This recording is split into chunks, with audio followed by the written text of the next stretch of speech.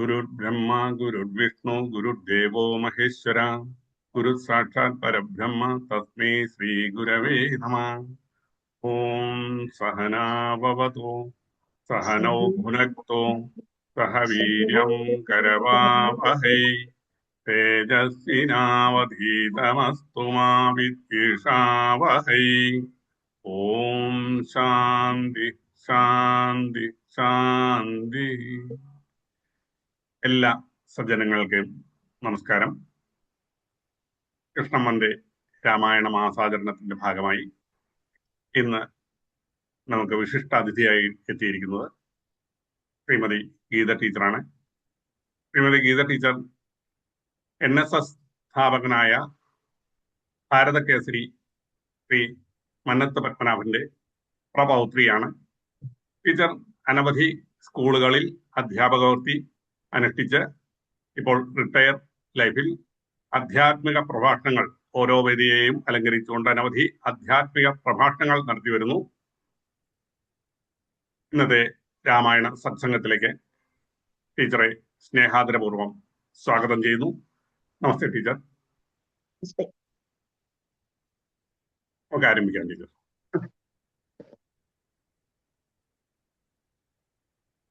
എല്ലാ സജ്ജനങ്ങൾക്കും നമസ്കാരം. കേൾക്കാമോ? കേൾക്കാം. എല്ലാവർക്കും ഒരിക്കൽ കൂടി വന്ദനം. കൃഷ്ണൻ വന്ദയുടെ രാമായണ മാസാചരണത്തോടനുബന്ധിച്ച് ഇങ്ങനെ ഒരു അവസരം തന്നതിൽ എല്ലാവരോടുമുള്ള കൃതജ്ഞത ആദ്യമേ തന്നെ പറഞ്ഞുകൊള്ളട്ടെ. കാരണം ഇത് പറയുവാൻ അവസരം കിട്ടുക എന്ന് പറയുന്നത് ഏറ്റവും വലിയൊരു ഭാഗ്യമായിട്ട് കരുതുന്നയാളാണ്. ഒരു പ്രാർത്ഥനയോടെ നമുക്ക് ഇന്നത്തെ പ്രഭാഷണം ആരംഭിക്കാം.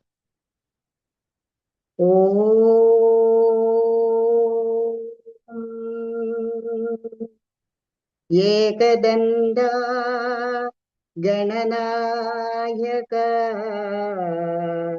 സിന്ദൂരവർണ ഗണേശ്വര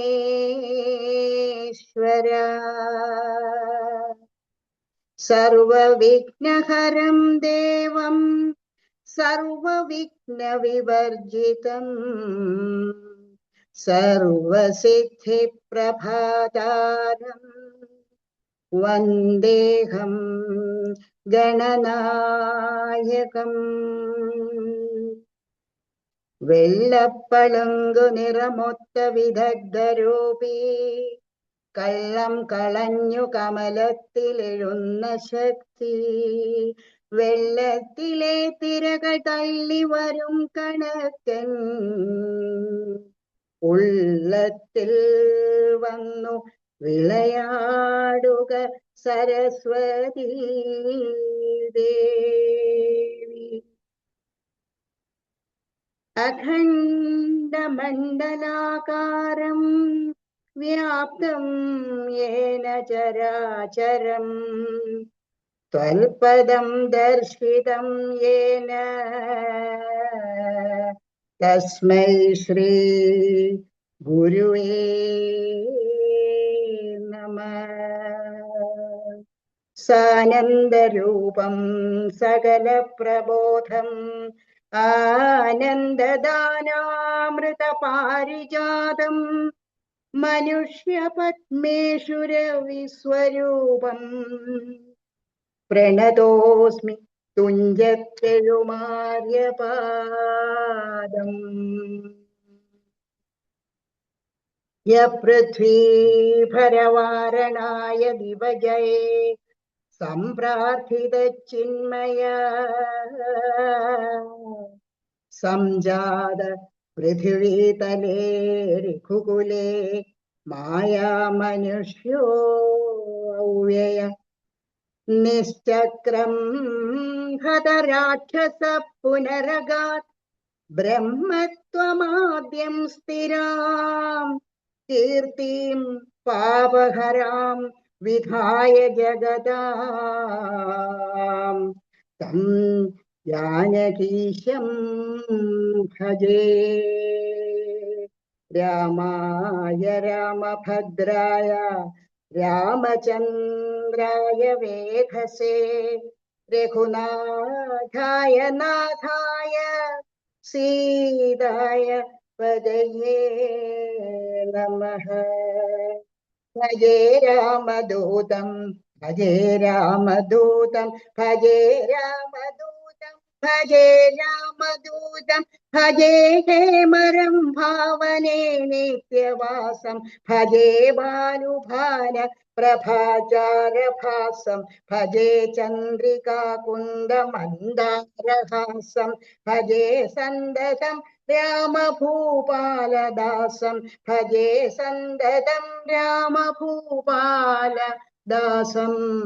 ഹരേ രാമ രാമ രാമ ഹരേ ഹരേ ഹരേ കൃഷ്ണ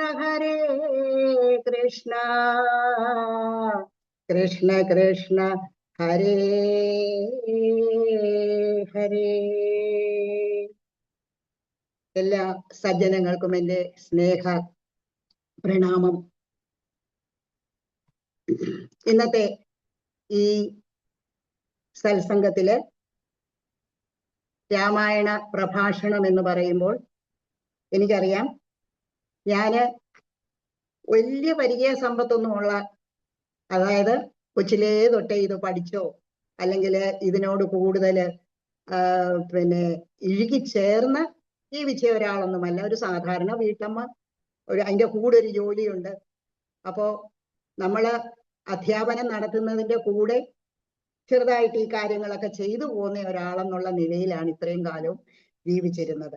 അപ്പൊ ഈ രാമായണ മാസത്തില് ഈ സത്സംഗത്തിൽ ഒരുപാട് മഹത് വ്യക്തികള്, വിശ്വനാഥ നമ്പൂരി സാറിനെ പോലെ, പരമേശ്വരൻ നമ്പൂരി സാറിനെ പോലെയൊക്കെയുള്ള ഒരുപാട് പ്രഗത്ഭമതികള് സംസാരിച്ച അല്ലെങ്കിൽ പ്രഭാഷണം നടത്തിയ ഈ വേദിയില് ഒരു പ്രഭാഷണമെന്നൊന്നും ഇതിനെ പറയാൻ ഒക്കുകയില്ല കേട്ടോ. കാരണം സാധാരണ ഒരു ആള് എങ്ങനെ രാമായണത്തെ നോക്കി കാണുന്നു, അല്ലെങ്കിൽ എങ്ങനെ രാമായണം എന്നെ സ്വാധീനിച്ചു, എന്തൊക്കെയാണ് രാമായണത്തില് എന്നെ ആകർഷിച്ചത്, എന്താണ്, അല്ലെ എന്തുകൊണ്ടാണ് ഈ വൈകിയ സമയത്ത് റിട്ടയർ ചെയ്ത് കഴിഞ്ഞ്, ആ റിട്ടയർ ചെയ്യുന്നതിന് മുമ്പ് സ്കൂളിലൊക്കെ ജോലിയുള്ളപ്പോൾ സപ്താഹങ്ങളൊക്കെ കാണുമായിരുന്നേ പറഞ്ഞുള്ളൂ കേട്ടോ. മുഴുവൻ സമയം ഒന്നും കേൾക്കാനുള്ള അവസരം ഉണ്ടായിട്ടില്ല, ജോലിക്ക് പോവുകയല്ലേ. അപ്പം കണ്ടു, തൊഴുതു, അവിടെ ഒന്ന് സാന്നിധ്യം അറിയിച്ചു, നമ്മുടെ മനസ്സിനൊരു സമാധാനം അത് കണ്ടു കഴിയുമ്പോൾ അങ്ങനെ ഇനി പോരും. ഇതെല്ലാം കഴിഞ്ഞ് റിട്ടയർമെന്റ് എന്ന് പറയുന്നത്, റിട്ടയർ ചെയ്ത് കഴിഞ്ഞും പിന്നെയും പ്രിൻസിപ്പലായിട്ട് ഞാൻ സേവനം അനുഷ്ഠിച്ചു. അക്കാലത്തൊക്കെ ചെറിയ ഈ ക്ലാസ്സുകളൊക്കെ എടുക്കാൻ പോകുമായിരുന്നു പിള്ളേർക്കും ഒക്കെ വേണ്ടിയിട്ട്. അപ്പോഴും എൻ്റെ ഉള്ളിൻ്റെ ഉള്ളിൽ ഇതുണ്ട്. ഭാഗവതവും രാമായണവും ഭഗവത്ഗീതയും നാരായണീയവും ഇതൊക്കെ കൊച്ചിലെ കേട്ടു വളർന്നതാണ്. കാരണം സ്ഥിരമായിട്ട് പഠിച്ചിട്ടില്ലെങ്കിൽ പോലും വീട്ടിലെ അന്തരീക്ഷം എന്ന് പറയുന്നത് ഭക്തിമയമായിട്ടുള്ള ഒരു അന്തരീക്ഷം തന്നെയായിരുന്നു. അപ്പൂപ്പന് ഭയങ്കര നിർബന്ധമായിരുന്നു സന്ധ്യയ്ക്ക് വിളക്ക് കൊളുത്തി നാമം ജപിക്കുക എന്നുള്ളത്. അപ്പൊ അന്നൊക്കെ ഞങ്ങളുടെ വീട്ടിലെ നാമം ജപം എന്ന് പറയുന്നത് ഒരു 1.5-2 മണിക്കൂർ നേരം നാമം ജപമുണ്ട്. അപ്പൊ ഈ നാമം ജപത്തിൽ നിന്ന് കിട്ടിയ അനുഭവം, അതായത് ഇതിങ്ങനെ ആബ്സെന്റ് മൈൻഡഡ് ആയിട്ട് അന്നൊക്കെ നാമം ജപിക്കുന്നത് നമ്മളല്ലേ. കൊച്ചു പിള്ളേരോട് നാമം ജപിക്കാൻ പറയുമ്പോഴത്തേക്ക് ഓടി വന്നു ആ ജോലി ഒന്ന് തീർക്കാനായിട്ട് വാൽമീകി മര എന്ന് ജപിച്ച് രാമ രാമ രാമ രാമ എന്നായി പോയതുപോലെ ഓരോ കാര്യങ്ങളും അതിന്റെ അർത്ഥമൊന്നും മനസ്സിലാക്കാതെ അന്നങ്ങ് ചൊല്ലിപ്പോകുമായിരുന്നു ചെയ്തത്. അപ്പൊ അന്നത്തെ കാലഘട്ടത്തില് ഒരു 1.5-2 മണിക്കൂർ നേരം അത് തുടങ്ങുന്നത് ഇതുപോലെ ഗണപതി സ്തുതി തുടങ്ങി എല്ലാ ദൈവങ്ങളെ ആരെയും വിട്ടുകളയാറില്ല, അതൊരു അടുക്കിനങ്ങ് ചൊല്ലി പോവുക. അപ്പൊ അങ്ങനെ എല്ലാ ദൈവങ്ങളെയും സ്തുതിച്ചൊടുവില് ശ്രീകണ്ഠ ഭക്തവത്സല പാദാരവിന്ദ മംഗളവും പാടിയാണ് നിർത്തുന്നത്. വൈകിട്ട് വന്നു കഴിഞ്ഞാല് എൻ്റെ പ്രധാനപ്പെട്ട ജോലി കുളി കഴിഞ്ഞിട്ട് പൂജാമുറിയിലെ വിഗ്രഹങ്ങൾക്കും പടങ്ങൾക്കും ഒക്കെ മാല ചാർത്താനുള്ള, മാല കെട്ടുക എന്നുള്ളത്, പൂ പറിക്കുക, മാല കെട്ടുക, ഇതൊക്കെയായിരുന്നു ജോലി. പക്ഷെ അന്നൊന്നും ഇതുപോലെ ഗഹനമായിട്ട് ഇത് പഠിക്കാനുള്ള അവസരങ്ങളൊന്നും ഉണ്ടായിട്ടില്ല. പക്ഷെ ഇന്നത്തെ പോലല്ല, അമ്മൂമ്മ അപ്പൂപ്പനും ഒക്കെ കൂടെ ഉണ്ടായിരുന്നത് കൊണ്ട് ഒരുപാട് ചെറിയ കാര്യങ്ങൾ കേൾക്കുന്നതിന് സാധിച്ചിട്ടുണ്ട്. ഇപ്പൊ തന്നെ രാമായണത്തിലെ ഒരുപാട് ഉദാഹരണങ്ങള് തമാശ രൂപത്തിലും അല്ലാതെയൊക്കെ അമ്മൂമ്മ പറഞ്ഞു അതിന്റെ അർത്ഥം ഒന്നും അറിഞ്ഞുകൂടാ. കേൾക്കും ചത്തതിനൊക്കെ ജീവിച്ചിരിക്കലും, എന്തായിരുന്നോ എന്തോ. പക്ഷെ ഉള്ളിന്റെ ഉള്ളിൽ ഇങ്ങനെ മനസ്സിലതുകൊണ്ട് ചത്തതിനൊക്കുമേ ജീവിച്ചിരിക്കലും എന്താണോ എന്തോ. അതുപോലെ തന്നെ താൻ താൻ നിരന്തരം ചെയ്യുന്ന കർമ്മങ്ങൾ, അതും എപ്പോഴും കേൾക്കും അമ്മൂമ്മ പറഞ്ഞു. അതുപോലെ തന്നെ കുരങ്ങന്മാരെ എന്തറിഞ്ഞു വിഭു, അതും അതുപോലെ തന്നെ ഒരു തമാശ മട്ടിൽ കേട്ടോണ്ടിരുന്നതാണ്. അതുപോലെ തന്നെ എപ്പോഴും കേൾക്കുന്നതായിരുന്നു അഴകിയ രാവണൻ. ഇങ്ങനെ ഈ കഥാപാത്രങ്ങളെ എല്ലാം അല്ലാതെ തന്നെ കേട്ട് കേട്ട് കേട്ട് മനസ്സിലുണ്ട്. കുറെയൊക്കെ ഭാഗങ്ങൾ നമ്മൾ സ്കൂളിലൊക്കെ പഠിക്കുമ്പോൾ ചൊല്ലിയിട്ടുണ്ട്. അതൊക്കെ ഇപ്പോഴും ഹൃദിസ്ഥമാണ് കേട്ടോ. അപ്പൊ ഇങ്ങനെയാണ് ആ ഭക്തി എന്നുള്ളതിനെ, അല്ലെങ്കിൽ ഈശ്വരനോട് അടുക്കുന്നതിന് ആ ചെറുപ്രായത്തിൽ തന്നെ സാധിച്ചത് കൊണ്ട് കോവിഡ് കാലത്താണ് വാസ്തവം പറഞ്ഞാല് ഒരു അനുഗ്രഹം ഉണ്ടായതെന്ന് പറയാം. എല്ലാവരും കോവിഡിനെ കുറ്റം പറയുമ്പോഴും ഞാൻ പറയും ഇത് ബ്ലെസ്സിങ് ഇൻ ഡിസ്ഗൈസ് എന്ന് പറഞ്ഞതുപോലെ ഭയങ്കരമായിട്ടൊരു അനുഗ്രഹമായിരുന്നു എന്നെ സംബന്ധിച്ചിടത്തോളം. കാരണം ആ കോവിഡ് സമയത്താണ് എനിക്ക് ഭാഗവതം പഠിക്കാനുള്ള ഭാഗ്യമുണ്ടായത്. അതിനു മുമ്പ് നാരായണീയം ഒക്കെ വായിക്കും, ഭഗവത്ഗീത വായിക്കും, എല്ലാം വായിക്കും. പക്ഷെ എന്നാലും അതിന്റെ പൂർണ്ണമായിട്ട് അർത്ഥം ഒന്നും ഗ്രഹിച്ചിട്ടല്ല കേട്ടോ. സംസ്കൃതം പഠിച്ചിട്ടില്ല, അതുകൊണ്ട് ഉച്ചാരണം ശരിയാണോ എന്നൊന്നും അറിയാൻ വയ്യ. പിന്നെ ഭഗവാൻ തെറ്റെല്ലാം പൊറുക്കും, ആര് തെറ്റ് പറഞ്ഞാലും ഇല്ലേ എന്ന് പിന്നെ ഉള്ള ഒരു വിശ്വാസത്തിൽ അങ്ങ് ചൊല്ലിപ്പോകുമായിരുന്നു. അങ്ങനെ ആ കോവിഡ് കാലത്താണ് എനിക്ക് പിന്നെ ഭാഗവതം മൂലം ഓൺലൈനിൽ തന്നെ പഠിക്കുന്നതിനും അതിന്റെ സമർപ്പണം നടത്തുന്നതിനും സാധിച്ചു. അതിന്റെ കൂടെ തന്നെ രാമായണത്തിന്റെ പഠനവും എല്ലാം, നാരായണീയം അത് കഴിഞ്ഞപ്പോൾ പഠിച്ചു, പിന്നെ ദേവി ഭാഗവതം, ഇങ്ങനെ പുരാണങ്ങളുമായിട്ട് ആ ബന്ധം എനിക്ക് ഉണ്ടാകുന്നതിന്, അല്ലെങ്കിൽ അതിനൊരു നമ്മൾ പറയുമല്ലോ ഇത് പഠിക്കാനുള്ള ഒരു ആസക്തി ഉണ്ടാകുകയാണ്. അപ്പൊ എല്ലാവർക്കും ഒന്നും അത് തോന്നുകയില്ല. കാരണം നമ്മുടെ ഉള്ളിന്റെ ഉള്ളിൽ ഈശ്വരന്റെ ആ ഒരു അംശം നമ്മൾ ജ്വലിപ്പിച്ച് കൊണ്ടുവന്നെങ്കിൽ മാത്രമേ ഇത് പഠിക്കാനുള്ള ഒരു മോഹം നമുക്ക് ഉണ്ടാവുകയുള്ളൂ. അപ്പൊ ഇത് എവിടെയോ ഒരു സ്പാർക്കായിട്ട് എൻ്റെ ഉള്ളിൽ കൊച്ചിലേ തൊട്ടേ കിടന്നു എന്നാണ് എനിക്ക് തോന്നുന്നത്. ആ ഒരു അംശം അതുണ്ടായിരുന്നത് കൊണ്ട് വീണ്ടും ഇതിനെ ഒന്ന് പൊടി തട്ടിയെടുത്ത്, പുസ്തകങ്ങളെല്ലാം കയ്യിലുണ്ട്, ഒരിടത്തും ഓടി നടക്കേണ്ട കാര്യമില്ല. അപ്പോ ഈശ്വരൻ ഓരോന്ന് തോന്നിപ്പിക്കും. ഭാഗവതം പഠിക്കാൻ പറ്റുമോ എന്ന് വെച്ചിട്ടൊന്നും അല്ല മൂലമൊക്കെ വായിച്ചു വെച്ചത്, ആ കൊതി കൊണ്ട് വാങ്ങിച്ചു വെച്ചതാ. മലയാളം പിന്നെ ഭാഗവതം ഉണ്ട്, പക്ഷെ അത് കൂടാതെ അങ്ങനെ ഒരുപാട് ആഗ്രഹിച്ച് ചിട്ടയോടെ കൊച്ചിലത്തെ ആ ഒരു നാമജപത്തിൽ തുടങ്ങിയതാണ് ഭഗവാനോടുള്ള ആ ഒരു അഭിനിവേശം എന്ന് പറയുന്നത്, പഠിക്കാനുള്ളത്. കുറേശ്ശെ കുറേശ്ശെ വന്ന് ഏതാണെങ്കിലും ആ കുറെ കാര്യങ്ങൾ മനസ്സിലാക്കുന്നതിന് സാധിച്ചു. പക്ഷേ എൻ്റെ ഏറ്റവും വലിയ സങ്കടം എന്താന്ന് വെച്ചാല് ഈ അനവസരത്തിലായിപ്പോയെന്ന് എനിക്ക് തോന്നുന്നത്. ചെറുപ്പകാലത്തേ ഇതൊക്കെ ശ്ലോകങ്ങളും ഒക്കെ കാണാതെ പഠിക്കണമായിരുന്നു. കാരണം ചെറുപ്പകാലത്ത് പഠിച്ചതെല്ലാം ഓർമ്മയിൽ നിൽക്കും. പക്ഷെ ഇപ്പൊ പഠിക്കുന്നതെല്ലാം പെട്ടെന്ന് അങ്ങ് മറന്നു. അതൊരു വലിയ സങ്കടമാണ്. എല്ലാം ഇങ്ങനെ നോക്കി പറയണം, അതൊരു സങ്കടമാണ്. പ്രായമാകുന്നതിന്റെ ആയിരിക്കും. പിന്നെ ഈ കോവിഡ് വന്നായിരുന്നു, അതിന്റെയൊക്കെ ആണോ എന്ന് എനിക്ക് അറിഞ്ഞൂടൂ. ഏതാണെങ്കിലും അതോടുകൂടി ഈ പഠനത്തിനുള്ള ഒരു ആഭിമുഖ്യം ഉണ്ടാകുമായിരുന്നു. അങ്ങനെ കൊച്ചിലേ തൊട്ട് ഞാനിത് പറഞ്ഞു വരുന്നത്, രാമായണം അല്ലെങ്കിൽ നമ്മുടെ പുരാണങ്ങള്, പിന്നെ വേദങ്ങള്, ഇത് മുഴുവൻ എന്തുണ്ടെങ്കിലും നമ്മുടെ ഹിന്ദു വിഭാഗത്തിലുള്ള ആളുകൾക്ക് പഠിക്കാനുള്ള ഒരു അവസരം ഉണ്ടാകാത്തതാണെന്ന് തോന്നുന്നു. അതിനോട് ഇപ്പോഴും അത്ര വലിയൊരു ആഭിമുഖ്യം ഇപ്പൊ നമ്മുടെ ഈ തലമുറയിലുള്ള, ഞങ്ങളുടെ തലമുറയിലോ അത് കുറച്ചുകൂടെ താഴെയുള്ളവരുമൊക്കെ ഇപ്പൊ രാമായണം വായിക്കുന്നു, സത്രങ്ങൾക്ക് പോകുന്നു, നാരായണീയം ഗ്രൂപ്പുകളുണ്ട്, നാരായണീയം വായിച്ചു പഠിക്കുന്നുണ്ട്. എല്ലാം ഈ പ്രായം കഴിഞ്ഞപ്പോഴാണ്. പക്ഷെ കൊച്ചു കുഞ്ഞുങ്ങൾക്ക് ഇപ്പോഴും അതിനോടൊരു താല്പര്യം ഉണ്ടായിട്ടില്ല. എനിക്ക് നന്നായിട്ട് അറിയാം. നമ്മുടെ സ്കൂളുകളിലൊക്കെ ആണെങ്കിലും ഒരു മത്സരം വന്നാലും ഒക്കെ ഭഗവത്ഗീതയിൽ നിന്നൊക്കെ വളരെ കഷ്ടപ്പെട്ടാണ് കുഞ്ഞുങ്ങളെ ഇതിനകത്തേക്ക് കൊണ്ടുവരുന്നത്. എനിക്ക് തോന്നുന്ന ബ്രാഹ്മണ സമുദായത്തിലുള്ള ആളുകൾ ഒഴിച്ച് സാധാരണ മറ്റ് ഹിന്ദുക്കളെല്ലാം ഇപ്പോഴും ഒരു മടിയോടെയാണ് ഈ പുസ്തകങ്ങൾ തൊടാന് എടുക്കുന്നതെന്നാണ് എനിക്ക് തോന്നുന്നത്. അപ്പൊ നമുക്ക് ഉള്ളിന്റെ ഉള്ളിൽ ഒരു പ്രായമാവി ഇതിനോടൊരു ആഭിമുഖ്യം സ്വയം നമ്മൾ ഉണ്ടാകുമ്പോൾ മാത്രമേ ഇതൊക്കെ വീണ്ടെടുക്കാൻ കഴിയൂ എന്ന് ഞാൻ വിശ്വസിക്കുന്നു. അപ്പൊ രാമായണത്തിന് ഈ കാലത്തിലുള്ള പ്രസക്തി എന്ന് പറഞ്ഞാൽ രാമായണത്തിന്റെ പ്രസക്തി നഷ്ടപ്പെട്ടു പോകുന്നേയില്ല. എത്രത്തോളം ലോകം നിലനിൽക്കുമോ അത്രത്തോളം രാമായണവും നിലനിൽക്കും. എനിക്കറിയാം, ഇത്രയും വർഷമായിട്ട് രാമായണം വായിക്കുന്നെങ്കിലും എല്ലാ കൊല്ലവും വായിക്കുമ്പോൾ എനിക്ക് തോന്നി ഇത് പുതിയതാ.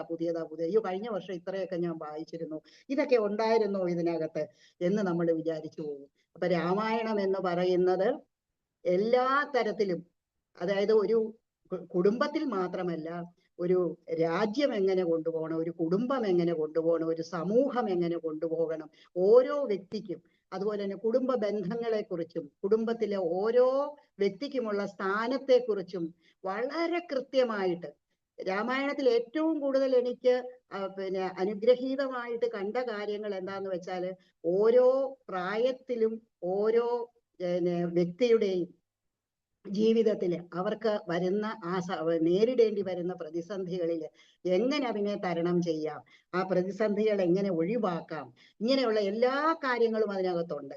എങ്ങനെ ധൈര്യം തരുന്നതിനും ശക്തി തരുന്നതിനും കൃത്യമായിട്ട് ഓരോന്ന് ചെയ്യുന്നതിനും ഇതെല്ലാം രാമായണം വായിച്ചു കഴിഞ്ഞാൽ അതിനകത്ത് ഉണ്ട് ഇതെല്ലാം. പക്ഷെ അത് കൃത്യമായിട്ട് വായിച്ചു തുടങ്ങണം.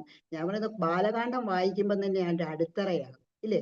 രാമായണത്തിന്റെ അടിത്തറ എന്ന് പറയുന്നത് ബാലകാണ്ഡമാണ്. അപ്പൊ ബാലകാണ്ഡത്തിൽ തുടങ്ങിയിരിക്കുന്നത് കൊച്ചു കുഞ്ഞുങ്ങള് വളരുമ്പോ തന്നെ ആ ജനിച്ചു വീഴുമ്പം തൊട്ട് കുഞ്ഞുങ്ങളെ പരിപാലിച്ചു കൊണ്ടുവരുന്നത് എങ്ങനെയാണെന്നുള്ളത്, അച്ഛനും അമ്മയെയും എങ്ങനെ കാണണമെന്നുള്ളത്, സഹോദര സ്നേഹം, പിതൃസ്നേഹം, അല്ലെ?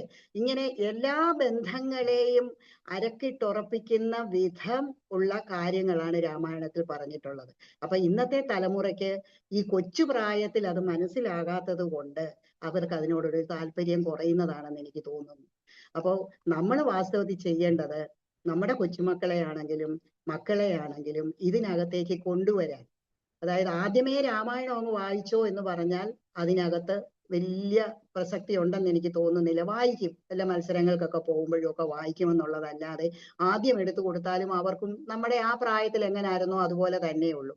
അപ്പൊ ഇതിന് പകരമായിട്ട് സന്ധ്യാസമയങ്ങളില് വീടുകളിൽ തീർച്ചയായിട്ടും ഈ നാമം ജപം എന്ന് പറയുന്നത് നിർബന്ധമാക്കി കഴിഞ്ഞാൽ ആ നാമം ജപത്തിലൂടെ കുഞ്ഞുങ്ങളെ ഇതിലേക്ക് ആകർഷിക്കുന്നതിന് നമുക്ക് സാധിക്കും. ഇപ്പൊ രാമായണത്തിനകത്തെ കഥയെ കുറിച്ച് പറയാനോ അല്ലെങ്കിൽ രാമായണത്തിലെ കഥാപാത്രങ്ങളെ ഒരുപാട് വിശദീകരിച്ച് പറയാനോ ഒന്നും ഞാൻ മുതിരുന്നില്ല. കാരണം ഈ ഇരിക്കുന്നവരെല്ലാം കേൾക്കുന്നവരെല്ലാം എന്നേക്കാൾ കൂടുതൽ പ്രാഗൽഭ്യമുള്ളവരും രാമായണം എന്താണെന്ന് മനസ്സിലാക്കിയവരുമാണ്. അപ്പൊ ഞാൻ ഈ പറയാൻ പോകുന്നത് എൻ്റെ കാഴ്ചപ്പാടിൽ, എൻ്റെ അനുഭവത്തിൽ ഈ ഭക്തി ഉണ്ടാകുന്നതിനും അല്ലെങ്കിൽ രാമായണം പിന്നെയും പിന്നെയും വായിച്ചറിയണമെന്നും രാമായണത്തിനോട് എങ്ങനെ ആസക്തി എന്ന് തന്നെ പറയാം ഉണ്ടായി എന്നും ഉള്ളത് എൻ്റെ അനുഭവത്തിൽ കൂടെ ഞാൻ പറഞ്ഞു തരികയാണ് ചെയ്യുന്നത്. അല്ലാതെ രാമായണത്തെ വിശകലനം ചെയ്യാനോ ഒരുപാട് കാര്യങ്ങൾ അങ്ങനെ പറയാനോ ഒന്നും ഞാൻ ആളല്ല. കാരണം ഇതൊക്കെ ഒത്തിരി താഴെയാണ് ഞാൻ. അതൊരു സാഹസമായിട്ട് തന്നെ ഞാൻ കരുതുന്നു. അതുകൊണ്ട് അപ്പൊ രാമായണത്തിലെ കാര്യങ്ങൾ, ഇപ്പൊ രാമായണം എന്ന് പറയുമ്പോൾ നമ്മൾ അതിനകത്തെ കഥാപാത്രങ്ങളെ ഓർക്കും. ആ കഥാപാത്രങ്ങളിൽ ഓരോരുത്തർക്കുമുള്ള സവിശേഷതകൾ നമ്മൾ ഓർക്കും. ബാലകാണ്ഡം വായിച്ചു തുടങ്ങുമ്പോൾ അല്ലെങ്കിൽ ആ രാമായണം, അധ്യാത്മ രാമായണം തുടങ്ങുന്നത് തന്നെ, ഞാൻ വാൽമീകി രാമായണത്തെ പറയുന്നേ ഇല്ല, കാരണം സംസ്കൃതത്തിലുള്ളത് വായിച്ചിട്ടുണ്ടെന്നുള്ളതല്ലാതെ ആധികാരികമായിട്ട് എനിക്ക് അതിനെക്കുറിച്ച് പറയാനുള്ള കഴിവൊന്നുമില്ല. ആധ്യാത്മ രാമായണത്തില് ആ തുടങ്ങുന്നത് തന്നെ ആ ആദ്യത്തെ ആ തുടക്കം മാത്രം ഒന്ന് വായിക്കാൻ കുഞ്ഞുങ്ങളെ പഠിപ്പിച്ചാൽ അതായിരിക്കും ഏറ്റവും കൂടുതൽ നല്ലത്. കാരണം അത്രയും മതി. നമുക്കറിയാം ആ ശ്രീ എന്നുള്ള പദത്തിലാണ് തുടങ്ങുന്നത്. ആ ശ്രീ ആവർത്തിച്ച് 8 പ്രാവശ്യം ശ്രീരാമ രാമ രാമ ശ്രീ തുടങ്ങുന്നുണ്ട്. അപ്പൊ ഐശ്വര്യങ്ങളെ നമ്മളെ വീട്ടിലേക്ക് കൊണ്ടുവരുന്നതാണ് ഈ ശ്രീരാമ ഭജനത്തിലൂടെ തുടങ്ങുമ്പോൾ തോന്നുന്നത്. അപ്പോൾ ഒന്നുമില്ലെങ്കിലും അത് മാത്രമെങ്കിലും വായിക്കാൻ കുഞ്ഞുങ്ങൾക്ക് അവസരം കൊടുക്കുക. അങ്ങനെ അവസരം കൊടുത്തു കഴിയുമ്പോൾ അതിനോടുള്ള ഒരു ആഭിമുഖ്യം ഉണ്ടാകും. അപ്പൊ അതിന് എളുപ്പമായിട്ട് നമ്മൾ സന്ധ്യയ്ക്ക് എല്ലാ ദൈവങ്ങളെയും പ്രാർത്ഥിക്കുന്നുണ്ടെങ്കിൽ തന്നെ നമ്മൾ കൊച്ചുമക്കളും കുഞ്ഞുങ്ങളും ഒക്കെ ഉണ്ടല്ലോ. അപ്പൊ ഉള്ളവർക്ക്, നിങ്ങൾക്ക് ഒരുമാതിരിയുള്ളവർക്കൊക്കെ അറിയാമായിരിക്കും, എനിക്ക് തോന്നുന്നത് എൻ്റെ പ്രായത്തിലും എന്നേക്കാൾ പ്രായമുള്ള ആളുകൾക്കുമെല്ലാം അറിയാവുന്ന ഒരു സ്തുതിയുണ്ട്, ഭഗവത് സ്തുതി. ആ സ്തുതി പഠിച്ചാൽ അതിനകത്ത് രാമായണത്തിനകത്ത് എന്തെല്ലാമാണോ നമ്മൾ പറഞ്ഞിരിക്കുന്നത് ആ കാര്യങ്ങൾ മുഴുവൻ എങ്ങനെയാണ് എന്നുള്ളത് ചുരുക്കമായിട്ട് അതിനകത്ത് കുഞ്ഞുങ്ങൾക്ക് ഗ്രഹിക്കത്തക്കവണ്ണം പ്രതിപാദിച്ചിട്ടുണ്ട്. അപ്പൊ അതൊന്ന് എല്ലാവരും ഒന്ന് ശ്രദ്ധിച്ചു കഴിഞ്ഞാൽ നമുക്ക് കൊച്ചുമക്കൾക്ക് അത് പറഞ്ഞു കൊടുക്കുന്നതിനും കുഞ്ഞുങ്ങൾക്ക് പറഞ്ഞു കൊടുക്കുന്നതിനുമൊക്കെ സാധിക്കും. അത് നിങ്ങളൊക്കെ കേട്ടിട്ടുള്ളതാണെങ്കിൽ ഒന്നുകൂടെ കേൾക്കുക. അതിന്റെ ആ ഓരോ അർത്ഥവും നമ്മൾ ശരിക്കും പറഞ്ഞാൽ ഇത് കേട്ടുപോയി എന്നുള്ളതല്ലാതെ ഞാനൊക്കെ ഇത് കൊച്ചിലെ പഠിച്ചു ചൊല്ലിക്കൊണ്ടിരുന്നെങ്കിലും അതിന്റെ അർത്ഥവ്യാപ്തിയെ കുറിച്ച് ഇപ്പോഴാണ് വാസ്തവം പറഞ്ഞാൽ ശരിക്കും എനിക്ക് മനസ്സിലാകുന്നത് ഇത് എന്താണെന്നുള്ളത്. കാരണം ഇതുവരെ അതിനെക്കുറിച്ച് എനിക്ക് പിന്നെ വലിയൊരു വിശകലനം ചെയ്തൊന്നും ചൊല്ലിയിട്ടില്ല. അപ്പൊ ആ ഒരു പിന്നെ ഭഗവത് സ്തുതി ഞാൻ ഒന്നിവിടെ ചൊല്ലിക്കോട്ടെ. അതിനുശേഷം രാമായണത്തിലെ ആ പ്രസക്തമായിട്ട് എന്താണ് ഇപ്പോഴത്തെ കാലത്ത് അനുയോജ്യമായിട്ട് രാമായണത്തിലുള്ളത് അതെല്ലാവർക്കും അറിയാവുന്നതാ. കേട്ട് കേട്ട് കേട്ട് ഇപ്പോഴും ഒരുപാട് കേട്ട് കാണും. എന്നാലും നമ്മൾ ഒന്നുകൂടെ ഒന്ന് ഓർമ്മിപ്പിക്കുന്നതേ ഉള്ളൂ. ഞാൻ വേറെ ഒന്നുമല്ല പറയുന്നത്. എന്നെ സ്വാധീനിച്ച, എനിക്ക് പറഞ്ഞു തരണമെന്നല്ല, എല്ലാവരോടും ഒന്ന് ഇത് പറഞ്ഞാൽ കൊള്ളാമെന്ന് മനസ്സിൽ തോന്നുന്ന ചില കാര്യങ്ങളാണ് ഞാൻ പറയുന്നത്. അപ്പൊ ഈ ഒരു ഭഗവത് സ്തുതി കേട്ടിട്ടുണ്ടെങ്കിൽ വളരെ നല്ലത്. ഇല്ലെങ്കിൽ എല്ലാവരും അതൊന്ന് ശ്രദ്ധിക്കുക. എന്നിട്ട് അതിനകത്തെ വാക്കുകൾ ഓരോന്നും, ആ വാക്കുകൾ എടുത്താൽ തന്നെ ശ്രീരാമന്റെ ഗുണങ്ങൾ പറയുന്നത് പോലെ തന്നെ അത്രയും ഗുണങ്ങൾ അതിനകത്ത്, ഈ ലോകത്ത് ഇപ്പൊ ജീവിക്കണമെങ്കിൽ നമ്മൾ എങ്ങനെ വേണമെന്നുള്ളതിനെ കുറിച്ച് പറയുന്നുണ്ട്. അതൊന്ന് ഞാൻ ചൊല്ലാം. ജഗദധീശ രാത്രിയും ശശാങ്കതാരകങ്ങളും പകലുമർക്ക ബിംബവും നിറഞ്ഞ മേഘജാലവും മൃഗകദംബ പക്ഷിവൃക്ഷ പുഷ്പശലഭവൃന്ദവും മികവിൽ നിന്റെ വൈഭവങ്ങൾ വാഴ്ത്തിടുന്നു ദൈവമേ. രാമായണത്തിനകത്ത് ആദ്യം എല്ലാ സർവചരാചരങ്ങൾക്കും തുല്യ പ്രാധാന്യമുണ്ട്, ഇല്ലേ? ചെടികൾക്കും മരങ്ങൾക്കും വൻവൃക്ഷങ്ങൾക്കും. ഏത് വൃക്ഷമുണ്ട് അവിടെ നമ്മള് രാമായണത്തിനകത്ത് കാണിച്ചു തരാത്തത്? എല്ലാ വൃക്ഷലതാദികളും പക്ഷിമൃഗാദികളും എന്തിനു വേണം? ഒരു പുൽക്കൊടി പോലും ഒരു പ്രാധാന്യമുള്ള ഒരു കാര്യമായിട്ടാണ് രാമായണത്തിൽ വന്നിരിക്കുന്നത്, അല്ലേ? സീത ഒരു പുൽക്കൊടി നുള്ളി ഇടുക രാവണന്റെ മുമ്പിൽ. അപ്പൊ അതിനു പോലും ഒരു പ്രാധാന്യമുണ്ട്. അപ്പൊ എല്ലാ ജന്തുക്കൾക്കും, എല്ലാ പക്ഷികൾക്കും, സർവചരാചരങ്ങൾക്കും പ്രാധാന്യം കൊടുക്കുന്നതാണ് രാമായണം. അത് തന്നെയാണ് നമ്മൾ ഭഗവാനെ അങ്ങനെ തന്നെ ആയിട്ട് കാണുന്നത്. കാരണം ഭഗവാൻ ബ്രഹ്മമാണ്, പരബ്രഹ്മമാണ്. ആ ഭഗവാൻ നിറഞ്ഞു നിൽക്കുന്ന ആ ഭഗവാനാണ് ഒരു കുഞ്ഞായിട്ട് കൗസല്യയുടെ ഉദരത്തില് വന്നു പിറക്കുന്നത്. അപ്പൊ കൗസല്യ സ്തുതി പറയുന്നുണ്ട്, ഇല്ലേ? അങ്ങയുടെ ഉദരത്തിലാണ് ബ്രഹ്മത്തെ ചുമക്കുന്നത്. ഇപ്പൊ ഞാൻ അങ്ങനെയുള്ള അങ്ങയെ ചുമക്കുകയാണ്, ഇതെനിക്ക് കാണാൻ വയ്യ എന്ന് വിഷമിച്ച് പറയുന്നുണ്ടല്ലോ. അതുപോലെ സർവചരാചരങ്ങളും ഭഗവാന്റെയാണ്.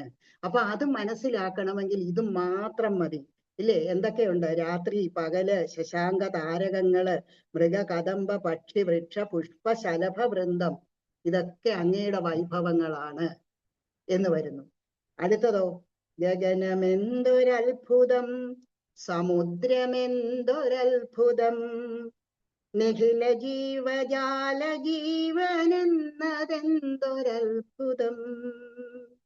പിന്നെ തന്നതല്ലേ ആകാശമതേ, ഇല്ലേ? സമുദ്രമതി, ഇതൊക്കെ നിങ്ങൾക്ക് അറിയാവുന്ന കാര്യങ്ങളായെങ്കിലും എനിക്ക് ഒന്നുകൂടി ഇത് പറഞ്ഞ് എൻ്റെ മനസ്സിൽ നിറഞ്ഞു നിൽക്കുന്നത് നിങ്ങളെ ഒന്ന് മനസ്സിലാക്കിക്കണമെന്ന് വിചാരിച്ച് മാത്രം ചൊല്ലുന്നതാ. നിങ്ങൾക്ക് അറിയാമെന്ന് എനിക്കറിയാം. അറിയാവുന്നവർ ശരിക്കും എന്നോട് സഹകരിക്കുക. ഗഗനമെന്തൊരത്ഭുതം, സമുദ്രമെന്തൊരത്ഭുതം, നിഖില ജീവജാല ജീവനെന്നതെന്തൊരത്ഭുതം, സകലതും രചിച്ചതോർക്കിലഖിലനാഥനായ നീ, സകല ശക്ത നിൻ പദം നമിച്ചിടുന്നു ഞാൻ വിഭോ. ദീനരിൽ കൃപാരസം കലർന്നലിഞ്ഞിടേണമെൻ. അതാ, ദീനരിൽ കൃപാരസം കലർന്നലിഞ്ഞിടേണമെൻ മാനസം, ഭവാനതിന്നു കരുണ ചെയ്ക സന്തതം. ഊനമറ്റ ചിത്തശുദ്ധി കൃത്യശക്തി തൃപ്തിയും ഞാനിളച്ചിടായ്വതിന്നു നീ കടാക്ഷമേകണേ. നമ്മള് ഭഗവാനിലെല്ലാം അർപ്പിക്കുമ്പോൾ ഭഗവാനെ സ്തുതിക്കുമ്പോൾ ഏറ്റവും ആദ്യം പറയുന്നത് ചിത്തശുദ്ധി, അല്ലേ? ചിത്തശുദ്ധി ഉണ്ടാകണം. ചിത്തശുദ്ധി ഉണ്ടാകണമെങ്കിൽ കൃത്യശക്തി ഉണ്ടാകണം. കൃത്യശക്തി ഉണ്ടാകണമെങ്കിൽ എല്ലാത്തിനും തൃപ്തി ഉണ്ടെങ്കിലേ ഇതും കിട്ടുള്ളൂ. തൃപ്തി വരണം. തൃപ്തി വന്നില്ല, നമുക്ക് ആഗ്രഹങ്ങൾ ഇങ്ങനെ കൂടി കൂടി കൂടി വരികയാണെങ്കിൽ നമുക്ക് ഒരിക്കലും ചിത്തശുദ്ധി വരികയില്ല. മാലിന്യങ്ങൾ ഇങ്ങനെ അടിഞ്ഞുകൂടി അങ്ങിരിക്കുക. അപ്പൊ ചിത്തശുദ്ധി, കൃത്യശക്തി, തൃപ്തി, ഇത് ചോർന്നു പോകാതെ എന്നെ സഹായിക്കണം, ഇത് ഉണ്ടാകണം എനിക്ക് എന്ന് ഭഗവാനോട് അഭ്യർത്ഥിക്കുക. ശോഭ ഈ ജഗത്തിനുള്ളതൊക്കെ നഷ്ടമാക്കിടും താപമച്ഛനമ്മമാർക്കും ആർക്കുമാർന്നിടാതെയും. എന്താ അതിന്റെ ആ വിശാലമായിട്ടുള്ള ചിന്തയൊന്ന് ആലോചിച്ച് നോക്കിയേ. അച്ഛനും അമ്മയ്ക്കും യാതൊരു തരത്തില്, അച്ഛനും അമ്മയുടെയും ദുഃഖം എന്ന് പറയുന്നത് ലോകത്തെ പോലും തപിപ്പിക്കുന്നതാണ്, അല്ലേ? നമ്മള് ദുഃഖം എപ്പോഴും ഒരു തപിപ്പിക്കുന്ന അനുഭവമാണ് എല്ലാവർക്കും. അപ്പൊ ഒരു വീട്ടില് അച്ഛനും അമ്മയ്ക്കും ദുഃഖം ഉണ്ടെങ്കിൽ അത് ലോകത്തെ തന്നെ തപിപ്പിക്കും. അപ്പൊ എന്നെ കൊണ്ട് അതിനിടയാക്കിക്കരുതേ, ഒരു ദുഃഖം ഉണ്ടാക്കിക്കരുതേ ആർക്കും അച്ഛനമ്മമാർക്കെന്ന് തന്നെയല്ല ആർക്കും ആർന്നിടാതെയും. അതിന്റെ അടുത്തത് ഏറ്റവും കൂടുതൽ ശ്രീരാമദേവൻ ആദ്യമായിട്ട് ലക്ഷ്മണന് ഉപദേശിച്ചു കൊടുത്ത ലക്ഷ്മണോപദേശത്തിൽ എടുത്തു പറയുന്നത് അടുത്ത വരികള്. കോപമത്സരാദിയൻ മനസ്സിലേശിടാതെയും നീ ഭരിച്ചു കാത്തുകൊള്ളുക ഞങ്ങളെ ദയാനിധേ. കോപമത്സരാദിയൻ മനസ്സിലേശരുത്. അതുകൊണ്ട് അവിടെ കോപമുണ്ടാകരുത്, മതമാത്സര്യങ്ങൾ ഉണ്ടാകരുത്, അല്ലെ? നമുക്ക് വേണ്ടാത്ത ഗുണങ്ങൾ അത് നമ്മളങ്ങ് കളയുക, അല്ലെ? ചീത്ത സ്വഭാവങ്ങള് അതെല്ലാം ഷഡ്വൈരികൾ എന്ന് പറയില്ലേ, ആ ഷഡ്വൈരികൾ വേണ്ട എനിക്ക്. ഇതില്ലാതെ എന്റെ മനസ്സിനെ നീ ശുദ്ധമാക്കണമേ. അതുപോലെ തന്നെ ഇപ്പൊ ഞാൻ ജീവിക്കുന്നത് എങ്ങനെയാണ്? ഭഗവാന്റെ അനുഗ്രഹം കൊണ്ട്. രമ്യമായ മേടമേൽ സുഖിച്ചു ഞാനിരിക്കലും കർമ്മശക്തി കൊണ്ടുവല്ല ചെറ്റയിൽ കിടക്കിലും. അതും പറയുന്നുണ്ട്. നമ്മളിപ്പം ജീവിക്കുന്നത് എങ്ങനെയാണോ നാളെ അങ്ങനെ ആകണമെന്നില്ല. സുഖവും ദുഃഖവും മാറി മാറി വരും. ലക്ഷ്മണോപദേശത്തിൽ പറഞ്ഞിട്ടുണ്ട്, ഇല്ലേ? സുഖം മാത്രമല്ല ദുഃഖവും ജീവിതത്തിൽ മാറി മാറി വരും. ഇന്നുള്ളതിനെ കണ്ട് നമ്മൾ സന്തോഷിക്കേണ്ട നാളെ എന്താണെന്നുള്ളത് നമുക്ക് വരികയില്ല. നദിയിൽ ഒഴുകിപ്പോകുന്നല്ലേ നദിയാമൊഴുകുന്ന കാഷ്ടങ്ങളൊക്കെയും, അല്ലെ? അതുപോലെ തന്നെ ലക്ഷ്മിയും അസ്ഥിരയെന്ന് ധരിക്ക എന്ന് പറയുന്നത് പോലെ ഇന്ന് കാണുന്നത്, ഇന്ന് ഞാൻ ഇങ്ങനെ സുഖമായിട്ട് ജീവിക്കുന്നുണ്ടെങ്കിലും നാളെ എവിടാണെന്ന് എനിക്ക് അറിഞ്ഞുകൂടാ. നാളെ വല്ല ചെറ്റക്കുടിലും ആയിരിക്കും ഞാൻ ജീവിക്കാൻ പോകുന്നത്. എന്ത് വരുമെന്ന് അറിഞ്ഞുകൂടാ. കർമ്മശക്തി കൊണ്ടു അതായത് എന്റെ കർമ്മഫലം കൊണ്ട് ഭഗവാൻ എന്നെ കാത്തുകൊള്ളണം. എന്റെ കർമ്മഫലം കൊണ്ടാണ് ഇനിയുള്ള അനുഭവം. ഇപ്പൊ തന്നു ഭഗവാൻ എല്ലാം എനിക്ക്, പക്ഷെ എന്റെ കർമ്മഫലം എന്നെ എവിടെ എത്തിക്കുമെന്ന് എനിക്ക് അറിഞ്ഞുകൂടാ.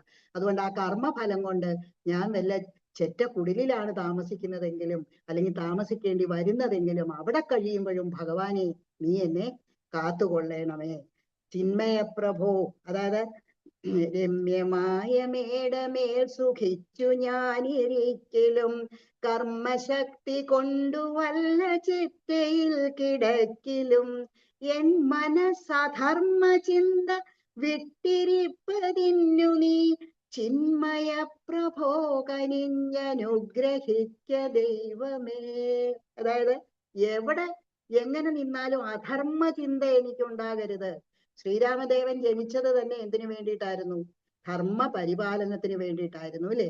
അധർമ്മം ചെയ്യാൻ, അധർമ്മികളെ ഇല്ലാതാക്കാൻ വേണ്ടിയിട്ടാണ് ഭഗവാന്റെ ജനനം എന്ന് പറയുന്നത്. അപ്പൊ നമ്മൾ വിചാരിക്കും ഭഗവാൻ ആദ്യം ചെയ്തത് ഒരു അധർമ്മമല്ലായിരുന്നോ, ഇല്ലേ? ഒരു സ്ത്രീ വധമല്ലേ ചെയ്തത്, താടകയെ വധിച്ചില്ലേ എന്ന് നമ്മൾ പെട്ടെന്ന് ആലോചിക്കും, അതൊരു ധർമ്മമാണോ?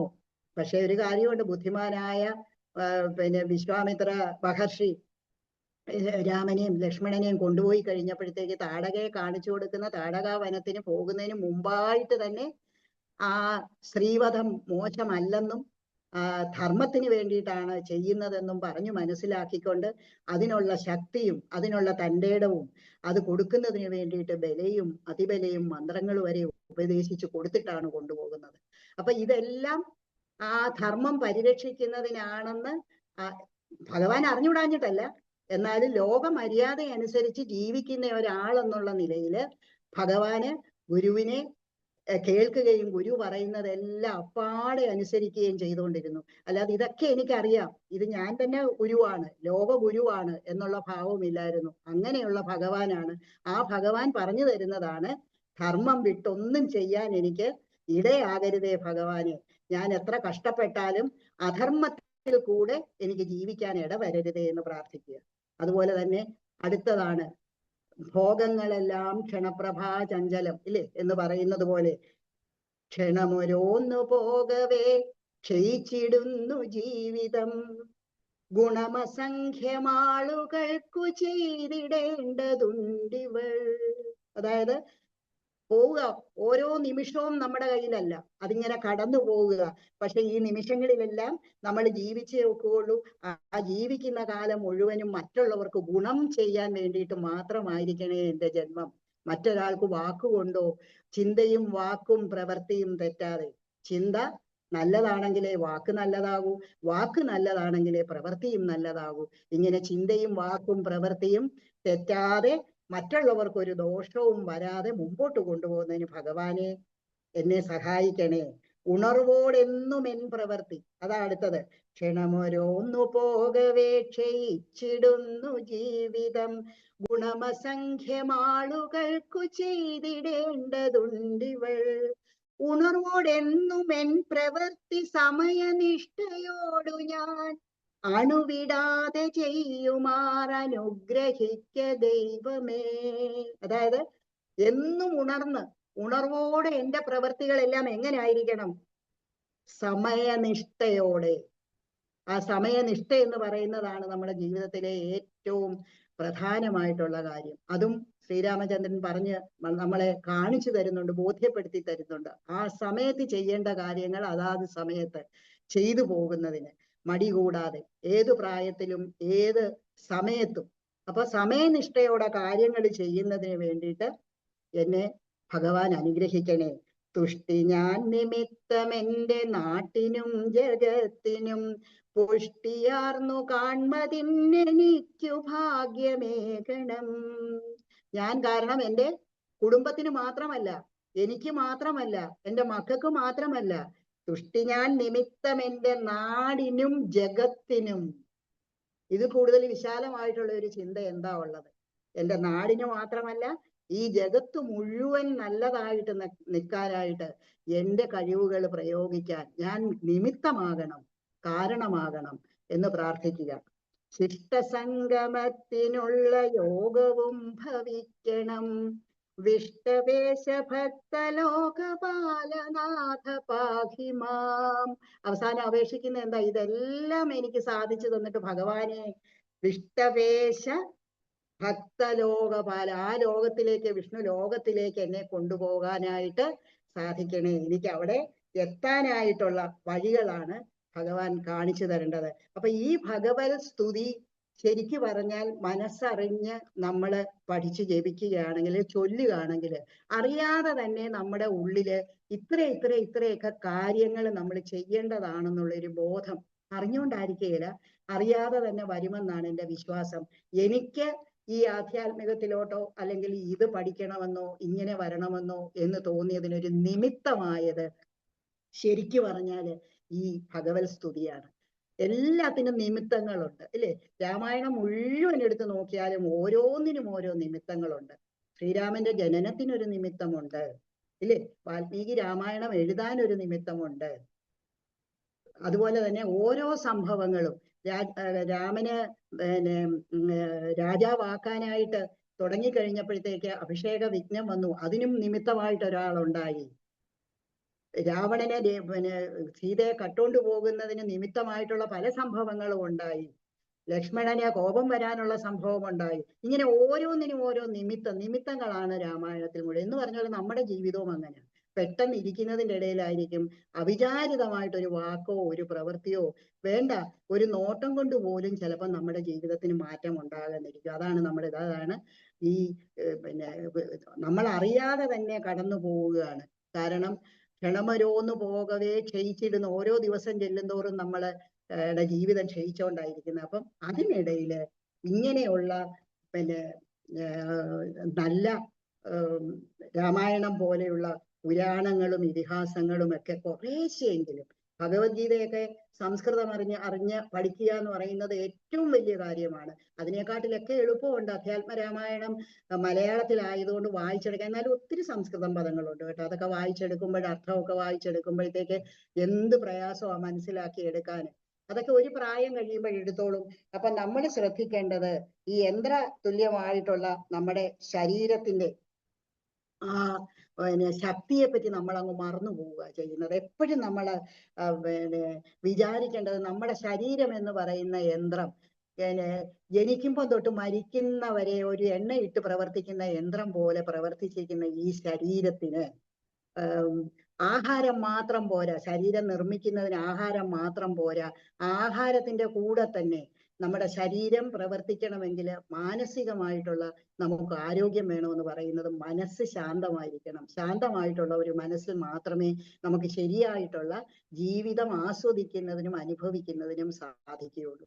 അപ്പൊ ഇന്ന് നേരത്തെയൊക്കെ എന്ന് പറഞ്ഞാൽ നമ്മൾ കൂട്ടുകുടുംബത്തിലായിരുന്നത് കൊണ്ട് ഒരാളല്ലെങ്കിൽ മറ്റൊരാൾ ഇത് കാണിച്ചു തരാനുണ്ടായിരുന്നു. സന്ധ്യയ്ക്ക് നാമം ജപിച്ച് കാണിച്ചു തരാനുണ്ടായിരുന്നു. ഉടനെ എല്ലാവരും കൂട്ടത്തിൽ കൂടും, ചെയ്തു തരും. അപ്പൊ അന്നത്തെ കാലത്തെന്ന് പറഞ്ഞാൽ അറിയാതെ നമ്മൾ അതിലങ്ങ് പെട്ടുപോവുക ചെയ്യുന്നത്. പിന്നെ അതൊരു നിഷ്ഠയായിട്ട് ശീലമായിട്ട് നമ്മൾ പറയല്ലേ, ചെയ്ത് അതൊരു ശീലമാകുമെന്ന്. അപ്പൊ 2 ദിവസം ഇരുന്ന് കഴിയുമ്പോൾ 3-ാം ദിവസം ആകുമ്പോൾ അയ്യോ നാമം ജപിക്കേണ്ട സമയമായല്ലോ എന്ന് നമ്മൾ ധൃതി വെച്ച് ഓർക്കും.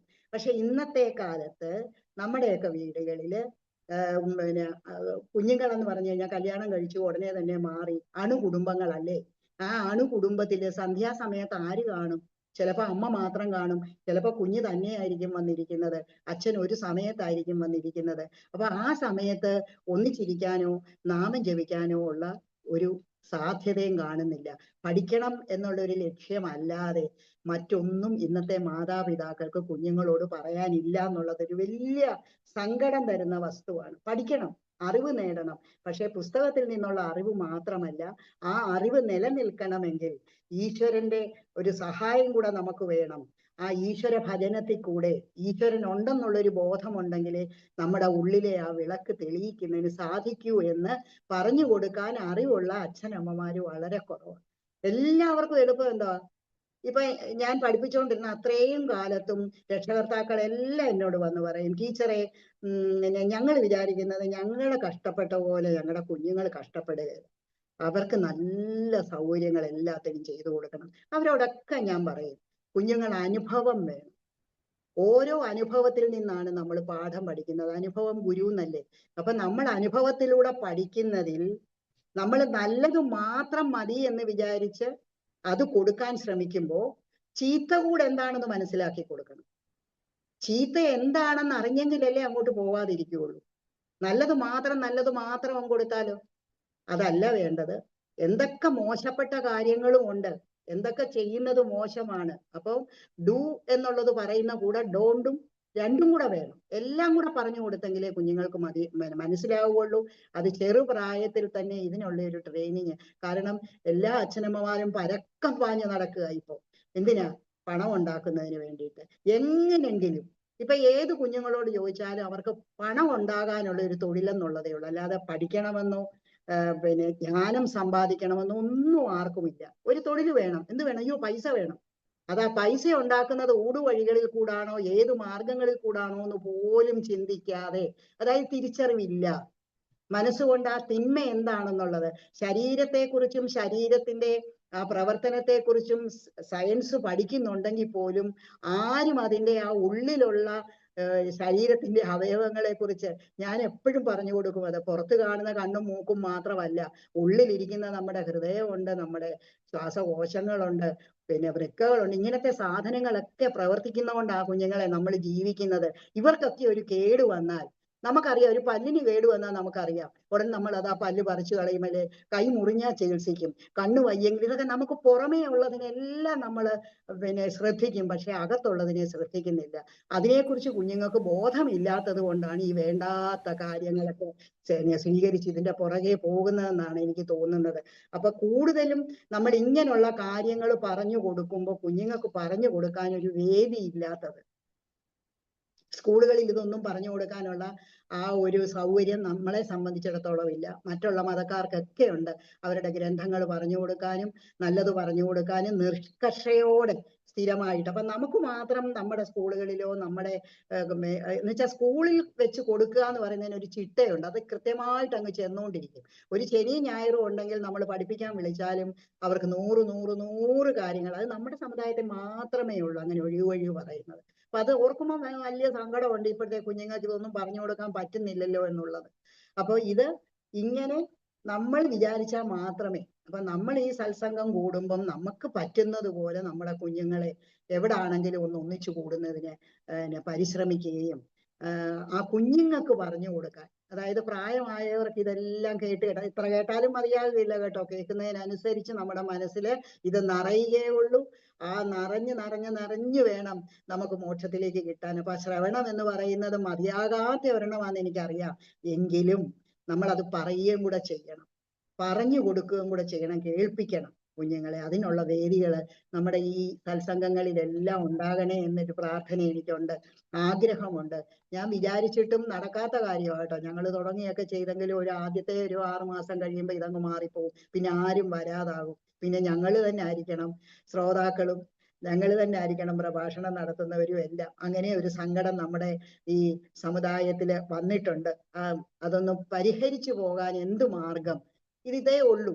ബലമായിട്ട് നമ്മൾ കുറേയൊക്കെ അച്ഛനമ്മമാര് തന്നെ അതിനകത്ത് ഉത്സാഹം എടുക്കണം. അപ്പൂപ്പനും അമ്മൂമ്മയും എടുത്താൽ മാത്രം പോരാ. അപ്പൂപ്പനും അമ്മയ്ക്കും പറയുന്നതിനൊരു പരിധിയുണ്ട്, അല്ലേ? അപ്പൊ നമ്മുടെ മക്കളെ നമ്മളൊന്ന് പറഞ്ഞ് മനസ്സിലാക്കുക. ഇതിന്റെ അഭാവം കൊണ്ടാണ് കുഞ്ഞുങ്ങൾ വഴിതെറ്റിപ്പോകുന്നത്. തീർച്ചയായിട്ടും അത് കുറച്ചുകൂടെ ഒരു ഈശ്വരഭക്തിയും പേടിയും അതുപോലെ അതിന് സമയം കുറച്ച് കണ്ടെത്തുകയാണെങ്കിൽ ബാക്കിയുള്ള കാര്യങ്ങളിലേക്ക് വ്യാപിക്കാതെ ഇരിക്കും. അപ്പോ നമ്മുടെ ധർമ്മം നമ്മളെ നിർത്തുക. സർവ്വചരാചരങ്ങൾക്കും ഈശ്വരൻ അതിൻ്റെതായിട്ടുള്ള ധർമ്മം കൊടുത്തിട്ടുണ്ട്. അത് കുഞ്ഞുങ്ങൾക്ക് ചുറ്റും നോക്കുമ്പോൾ മനസ്സിലാകും. ഒരു ചെടി പൂക്കുന്നു, കായ്ക്കുന്നു. ഏത് ചെടിയാണോ അത് അതിന്റെ കായ്കളെ മാത്രമേ ഉണ്ടാക്കുന്നുള്ളൂ. ഒരു പ്ലാവ് ചക്ക മാത്രമേ ഉണ്ടാക്കുകയുള്ളൂ, മാവ് മാങ്ങ മാത്രമേ ഉണ്ടാക്കുകയുള്ളൂ. ഇപ്പൊ കൃത്രിമമായിട്ട് ഒരു മരത്തെ തന്നെ പലതരത്തിലുള്ള ഫലങ്ങൾ ഉണ്ടാക്കി തുടങ്ങിയിട്ടുണ്ട്. ഇതൊക്കെ സയൻസിന്റെ പുരോഗതി കൊണ്ട് അതൊക്കെ നല്ല കാര്യമാണ്. പക്ഷെ എന്നാലും ഒരു വൃക്ഷത്തിന് എന്താണോ ധർമ്മം അത് ചെയ്യും. ഒരു പശുവിന്റെ ധർമ്മം എന്താണ് അത് ചെയ്യും. മനുഷ്യന്റെ ധർമ്മം എന്താണെന്ന് മാത്രം മനുഷ്യൻ മറന്നു പോവുക ചെയ്യുന്നത്. നമ്മൾ എന്തിനാണ് ജീവിക്കുന്നത്? നമ്മളെ ഓരോ ജീവിക്കും ആ ധർമ്മവുമുണ്ട്, ജീവിത ഉദ്ദേശവുമുണ്ട്.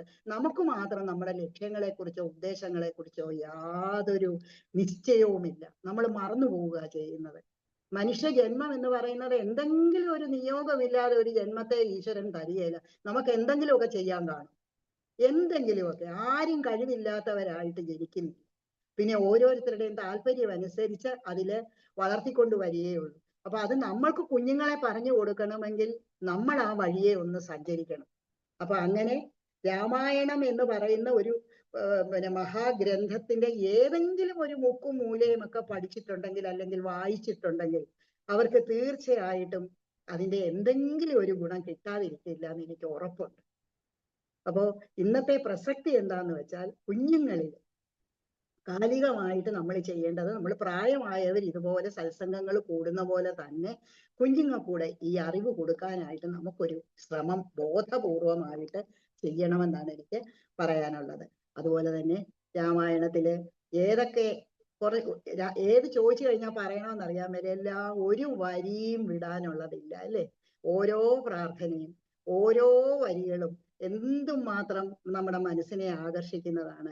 ഓരോരുത്തരുടെ ഒന്നും വേണ്ട സ്തുതികളെല്ലാം തന്നെ വായിക്കുമ്പോൾ തന്നെ നമ്മുടെ മനസ്സ് നിറയും, ബാക്കി വായിച്ചില്ലെങ്കിൽ കൂടെ, അല്ലെ? അപ്പൊ ഇതിനകത്തെ ഓരോ കഥാപാത്രങ്ങളും വ്യത്യസ്തമായിട്ട്, അമ്മമാരൊരുപാടുണ്ട്, അച്ഛന്മാരൊരുപാടുണ്ട്, സഹോദരന്മാരൊരുപാടുണ്ട്, ഇല്ലേ? ഈ സഹോദരന്മാര് തമ്മിലുള്ള സ്നേഹവും തമ്മിലുള്ള വഴക്കും, അതുപോലെ തന്നെ അച്ഛന് മക്കളോടുള്ളതും മക്കൾക്ക് അച്ഛനോടുള്ളതും അമ്മയ്ക്ക് മക്കളോടുള്ളതും ഇതെല്ലാം വളരെ വ്യക്തമായിട്ട്. അപ്പൊ നമുക്ക് ഈ അമ്മമാരെ നോക്കുമ്പോൾ, നിങ്ങൾ ഈ പ്രഭാഷണങ്ങളൊക്കെ നടത്തുമ്പോൾ തീർച്ചയായിട്ടും എല്ലാവരും പറഞ്ഞു പോയിട്ടുള്ള കാര്യങ്ങളായിരിക്കും അമ്മമാരുടെ കാര്യം, അല്ലേ? രാമായണത്തിലെ 3 അമ്മമാരെന്ന് പറയുമ്പോൾ വ്യത്യസ്തമായിട്ടുള്ള സ്വഭാവമുള്ള അമ്മമാര്. അമ്മയെന്ന് പറഞ്ഞാൽ എന്തായിരിക്കണം, അമ്മ എങ്ങനെ ആയിരിക്കണം, ഇതെല്ലാം കൂടെ ചേരുന്നതാണ് നല്ല ഒരു അമ്മയെന്ന് പറയുന്നത്. അപ്പൊ ഓരോരുത്തർക്കും ഓരോ ഗുണങ്ങൾ കൂടുതലുണ്ട്, ചിലർക്ക് ചില ദോഷങ്ങളും ഉണ്ട്.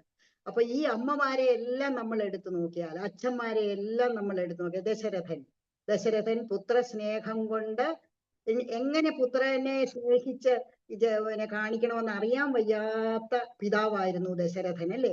ദശരഥൻ പുത്രകാമേഷ്ടി യാഗമൊക്കെ നടത്തി ഉണ്ടാക്കിയ മക്കളാണ് ശ്രീരാമൻ എന്ന് പറയുന്നത്. 4 ശക്തികളും കൂടെ ചേർന്ന 4, ശ്രീരാമനും പിന്നെ ലക്ഷ്മണൻ, ഭരതൻ, ശക്തി, ഇത് 4 കൂടെ ഉണ്ടെങ്കിലേ പൂർണ്ണ അവതാരമാവുകയുള്ളൂ. ശ്രീരാമന്റെ അവതാരം പൂർണ്ണമാകണമെങ്കിൽ ഈ 4 ശക്തി ഉണ്ടെങ്കിൽ, 4 ശക്തികളും കൂടെ ചേർന്നാണ് ശ്രീരാമൻ ഉണ്ടായത്. ആ ശ്രീരാമനെ അതുപോലെ വളർത്തി കൊണ്ടുവന്നിട്ടും, പുത്രസ്നേഹം ഉണ്ടായിരുന്നിട്ടും, വിശ്വാമിത്ര മഹർഷി ബാലകനായിട്ടുള്ള ശ്രീരാമനെ മുനിമാരെ ശല്യപ്പെടുത്തുന്ന രാക്ഷസന്മാരെ ഹിംസിക്കുന്നതിന് അല്ലെ കൊല്ലുന്നതിന് വേണ്ടിയിട്ട് കൊണ്ടുപോയി ധർമ്മം രക്ഷിക്കുന്നതിന് പരിപാലനത്തിനായിട്ട് വിളിച്ചപ്പോൾ മടിച്ചു എങ്കിലും രാമൻ ആരാണെന്നുള്ള ആ ഒരു സത്യം വെളിപ്പെട്ടപ്പോൾ വിടുകയാണ് ചെയ്തത്. അപ്പൊ ശ്രീരാമന് ജന്മം കൊണ്ട് മനുഷ്യനായിട്ട് ജീവിച്ചു കാണിക്കുകയാണെന്നുള്ളതിന്റെ ഉദാഹരണം ജനിച്ചപ്പോ തൊട്ടേ ഉണ്ട്, അല്ലേ? ജനനം തൊട്ടേ ഒരു കുഞ്ഞു വളരുന്നത് എങ്ങനെയാണോ സാധാരണ മനുഷ്യൻ, ആ മനുഷ്യൻ എന്തൊക്കെ വിചാരങ്ങളുണ്ടോ ഇതെല്ലാം നമുക്ക് കാണിച്ചു തന്ന മഹാനാണ് ശ്രീരാമൻ എന്ന് പറയുന്നത്. അതുകൊണ്ടാണ് മര്യാദാ പുരുഷോത്തമൻ എന്ന് നമ്മൾ അദ്ദേഹത്തെ വിളിക്കുന്നത് തന്നെ. അപ്പൊ ഒരു പിന്നെ തിരിച്ചറിവായിട്ടോട്ട് 5 വയസ്സു മുതൽ 15 വയസ്സ് വരെ എങ്ങനെ വേണം ഒരു കുഞ്ഞിന്റെ ബാല്യം എന്ന് രാമായണത്തിൽ നമ്മളെ കാണിച്ചു തരുന്നുണ്ട്. പഠിക്കേണ്ട സമയത്ത് പഠിക്കാനുള്ളത് മുഴുവൻ, ശ്രീരാമന് വേദസാരമാണ് ഭഗവാൻ. ആ ഭഗവാന് പുതിയതായിട്ട് ഒന്നും പറഞ്ഞു കൊടുക്കേണ്ട കാര്യമില്ല. പക്ഷെ വസിഷ്ഠന്റെ അടുത്ത് ഒരു ആദ്യമായിട്ട് ഇതൊക്കെ കേൾക്കുന്ന, അക്ഷരം പഠിക്കുന്ന കുട്ടി എങ്ങനെയാണോ പഠിക്കുന്നത് അതുപോലെ വസിഷ്ഠ മുനിയുടെ കീഴില് ഈ വേദങ്ങളും ഇത് മുഴുവൻ പഠിച്ചു തീർക്കുകയുണ്ടായി. 15 വയസ്സായപ്പോഴത്തേക്ക് ഇതെല്ലാം, അതുപോലെ തന്നെ ആയുധ അഭ്യാസം, ഇതൊന്നും അറിഞ്ഞുകൂടാത്ത ആളല്ല. പക്ഷെ എങ്ങനെ വേണം, ഏത് പ്രായത്തിൽ വേണം, എങ്ങനെ വേണമെന്ന് നമ്മളെ മനസ്സിലാക്കി തരുന്നതിന് വേണ്ടിയിട്ടാണ് ആ ശൈശവത്തിൽ തൊട്ടുള്ള കാര്യങ്ങള് വ്യക്തമായിട്ട് ഈ രാമായണത്തിലെ പ്രതിപാദിച്ചിരിക്കുന്നത്. അപ്പോ രാമായണത്തിന്റെ അടിത്തറ എന്ന് പറയുന്നത് ബാലകാന്ഡമായതുകൊണ്ട് അതിനകത്ത് തന്നെയുണ്ട് ധർമ്മനിഷ്ഠയെക്കുറിച്ചും ഭഗവാന്റെ വീരത്വത്തെക്കുറിച്ചും ആ ഭഗവാൻ എങ്ങനെ മര്യാദാ പുരുഷോത്തമനായി എന്നുള്ളതിനെ കുറിച്ചും ഒക്കെയുള്ള വിവരണം തുടങ്ങുന്നത് ബാലകാന്ഡത്തിലാണ്. അതുപോലെ തന്നെ ഗുരു ശിഷ്യ ബന്ധം എങ്ങനായിരിക്കണം, ഒരു ഗുരു എങ്ങനായിരിക്കണം, ആ ഗുരു എന്ന് പറയണമെങ്കിൽ ആ ഗുരു ശിഷ്യനെ അറിഞ്ഞ് എല്ലാ കാര്യത്തിലും ആ ശിഷ്യന്റെ ഇഷ്ടാനിഷ്ടങ്ങളും കഴിവുകളും കണ്ടറിഞ്ഞ് വേണ്ട വിധത്തിൽ ശിഷ്യനെ പരിപാലിച്ചെടുക്കുന്നയാൾ മാത്രമാണ് ഗുരു എന്ന് പറയുന്നത്. അപ്പൊ ആ ഗുരു ശിഷ്യ ബന്ധം, ആ വസിഷ്ഠനോടുള്ള ഭക്തി, ആദരവ്, എവിടെ പോകണമെങ്കിലും എന്തുണ്ടെങ്കിലും അച്ഛനമ്മമാരെ നമസ്കരിച്ച് ഗുരുവിനെ നമസ്കരിച്ച് യാത്രയാകുന്ന ശ്രീരാമദേവന്റെ ചിത്രം നമുക്ക് മറക്കാനൊക്കുകയില്ല. കാരണം അത് നമ്മളെ പഠിപ്പിച്ചു തരിക എങ്ങനെ വേണം ആദരവ് കാണിക്കേണ്ടത് എവിടാണ്. ഇപ്പൊ ദശരഥൻ സ്നേഹനിധിയായിട്ടുള്ള പിതാവാണെന്ന് പറഞ്ഞാലും ദശരഥനും കൈപ്പിഴ വന്നു, ഇല്ലേ? അപ്പോ ഈ രാമനെ കാട്ടിൽ അയക്കുന്നതിന് നിമിത്തമായത് കൈകേയിയാണ്. കൈകേയിക്ക് അതിന് സാധിച്ചത് മറ്റൊരു നിമിത്തമാണ്, വരം കിട്ടിയതാണ്. ദശരഥൻ അതിനിടയായത് ഒരു ശാപം കിട്ടിയതാണ്. അപ്പൊ ആ ശാപം കിട്ടിയത് ഒരു അച്ഛന്റെ സങ്കടമാണ്, താതന്റെ ശാപമാണ് കിട്ടിയത്. അപ്പൊ അത് പിന്നെ അതുകൊണ്ട് ആ അച്ഛൻ, മുനികുമാരന്റെ അച്ഛനും പുത്രസ്നേഹം ഉണ്ടായിരുന്നത് കൊണ്ട് അത് നമ്മളെ കാണിച്ചു തരുന്നുണ്ട്. ആ പിന്നെ കണ്ണു കാണാൻ മേലാത്ത ആ അച്ഛനും അമ്മയും പുത്രനെ ദഹിപ്പിച്ച കൂട്ടത്തിൽ തന്നെ ആ പുത്രനോടുള്ള പുത്രനില്ലാതെ ജീവിക്കാൻ മേല, അതും നമ്മളെ കാണിച്ചു തരുന്നുണ്ട് രാമായണത്തില്. അപ്പൊ പുത്രസ്നേഹം എന്ന് പറയുന്നതും പുത്രധർമ്മം എന്ന് പറയുന്നതും പിന്നെ വ്യക്തമായിട്ട് വരച്ചു കാണിക്കുന്നുണ്ട് ദശരഥനും രാമനും തമ്മിലുള്ള ബന്ധത്തിൽ കൂടെ. അതുപോലെ തന്നെ പുത്രിമാരോട് എങ്ങനെ അച്ഛനമ്മമാര് പെരുമാറണം അത് നമ്മളെ കാണിച്ചു തരുന്നത് ഏത് ഭാഗമാണ്? ഒരച്ഛൻ എങ്ങനെയാണ് പുത്രിയെ, നമ്മൾ ആ പിന്നെ സീതാ സ്വയംവരം കഴിയുമ്പോൾ നമുക്കറിയാം, എന്നെ ഏറ്റവും കൂടുതൽ ആകർഷിച്ചിട്ടുള്ള വരികളാണ് ആ സീതാ സ്വയംവരത്തിലുള്ളത്. കാരണം സീത ഒരുങ്ങി ഇങ്ങോട്ട് വന്നു കഴിയുമ്പോഴത്തേക്ക് ആദ്യം ഭഗവാനെ നോക്കി, ശ്രീരാമചന്ദ്രനെ നോക്കി, നേത്രോൽപലമാലയും ആദ്യം ഇട്ടിയിടിനാൽ പിന്നെ വരണമാല്യവും ഇട്ടു. ആ വരികളാണ് ഏറ്റവും കൂടുതൽ. എന്ത് സൂക്ഷ്മമായിട്ടാണ് പിന്നെ അതിനകത്ത് ഇത് വർണ്ണിച്ചിരിക്കുന്നത്, അല്ലേ? ആ ഇഷ്ടം ഭഗവാനെ ആ കണ്ണുകൊണ്ട്. അപ്പൊ അങ്ങനെ സ്വയംവരത്തിന് ശേഷം, ആ സ്വയംവരം കഴിഞ്ഞപ്പോഴോ സീത ഭരിച്ചു കഴിഞ്ഞ് ഈ 4 പേരെയും കല്യാണം കഴിച്ചു കഴിഞ്ഞപ്പോ എങ്ങനെ ആതിഥ്യ മര്യാദ ആചാര മര്യാദ ഇതെല്ലാം പാലിച്ചുകൊണ്ട് അച്ഛനമ്മമാരെ പിന്നെയും വിവാഹമൊക്കെ മംഗളമായിട്ട് നടത്തിക്കൊടുത്തു. ആ നടത്തിക്കൊടുത്തതിന് ശേഷം ജനകൻ ഏറ്റവും കൂടുതലായിട്ട് സീതയ്ക്ക് കൊടുത്തത് ധനത്തേക്കാ കൂടുതൽ ഏതാണ് പതിവ്രത ധർമ്മത്തെക്കുറിച്ചുള്ള ഒരു ക്ലാസ് തന്നെ എടുത്തു എന്നാ പറയുന്നത്. ഏറ്റവും കൂടുതൽ പറഞ്ഞു കൊടുത്തു. അപ്പൊ അതും ഒരച്ഛനാണ്. വളർത്തി വലുതാക്കിയ മകളെ മറ്റൊരിടത്തേക്ക് പറഞ്ഞയക്കുമ്പോൾ എന്തൊക്കെ നീ അവിടെ ചെന്ന് ചെയ്യണം, എങ്ങനെ വേണം ഒരു ഭർത്താവിന്റെ വീട്ടിൽ ചെന്നാല് ഭർത്താവിനോടും ഭർത്താവിന്റെ വീട്ടുകാരോടും പെരുമാറേണ്ട രീതികളും ഇത് മുഴുവനും ആ പറഞ്ഞു കൊടുത്ത അച്ഛൻ, അതും ഒരച്ഛനാണ്. അപ്പൊ ആ അച്ഛന്റെ രീതി അച്ഛൻ എങ്ങനെ ആയിരിക്കണം അതും കാണിച്ചു കൊടുക്കുന്നുണ്ട്.